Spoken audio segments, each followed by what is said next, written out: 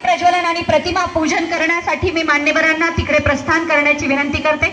आपल्या या भव्य दिव्य पहिल्याच सत्यशोधक बालकुमार मराठी साहित्य संमेलनाचे अध्यक्ष, महाराष्ट्र साहित्य परिषदेचे कार्यवाह, पिंपरी चिंचवडला झालेल्या साहित्य संमेलनाचे अध्यक्ष, प्रसिद्ध लेखक, कवी आणि उत्तम निवेदक असणारे माझे मित्रबंधू माननीय श्री विकास पिंगळे सर, त्यांच्या सुविद्य पत्नी आमच्या सगळ्यांच्या लाडक्या स्वाती वहिनी पिंगळे, आपल्या आजच्या कार्यक्रमाच्या आणि या भव्य दिव्य पहिल्याच सत्यशोधक बालकुमार मराठी साहित्य संमेलनाच्या उद्घात्या, प्रणेत्या आणि आपल्या संस्थेच्या माननीय सौ स्मिता दीदी वाघ आणि सर्वच मान्यवर, माननीय रतन माळी सर, माननीय प्राध्यापक प्राचार्य रवींद्र वाघ सर आणि सर्व मान्यवर यांना मी विनंती करते, कृपया दीप प्रज्वलन आणि प्रतिमा पूजनासाठी प्रस्थान करायचंय।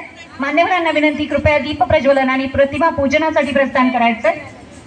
आणि सावित्रीमाईचा एकपात्री सगळीकडे छान असं साकार करणारी आमची मैत्रीण, प्रसिद्ध एकपात्री कलाकार आणि उत्तम अशी छान आमची मैत्रीण भगिनी मेघना जुजम यांचं इथे आगमन झालंय। त्यांचं मनपूर्वक स्वागत। त्यांनाही विनंती, कृपया त्यांनी दीप प्रज्वलनाच्याकडे प्रस्थान करायचंय।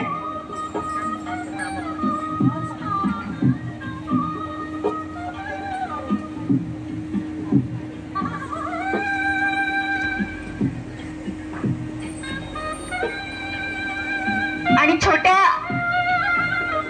क्रांतिबा ज्योतिबा फुले आणि सावित्रीमाईलाही घेऊन जायचंय तिकडे दीप प्रज्वलनासाठी।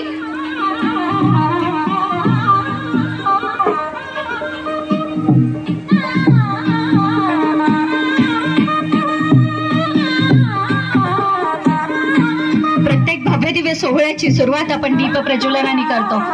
आपल्या आजच्या या भव्य दिव्य पहिल्याच सत्यशोधक बालकुमार मराठी साहित्य संमेलनाचे संमेलनाध्यक्ष माननीय प्राध्यापक विकास पिंगळे सर, त्यांच्या सुविद्य पत्नी स्वाती पिंगळे, त्यासोबतच आपल्या या भव्य स्वागताध्यक्षा माननीय सौ स्मिता दीदी वाघ, संस्थेचे संस्थापक अध्यक्ष माननीय रतन माळी सर, प्राचार्य माननीय रवींद्र वाघ सर, त्यासोबतच खास सावित्रीमाईचा कलाविष्कार साकार करण्यासाठी आलेल्या मेघना जुजम,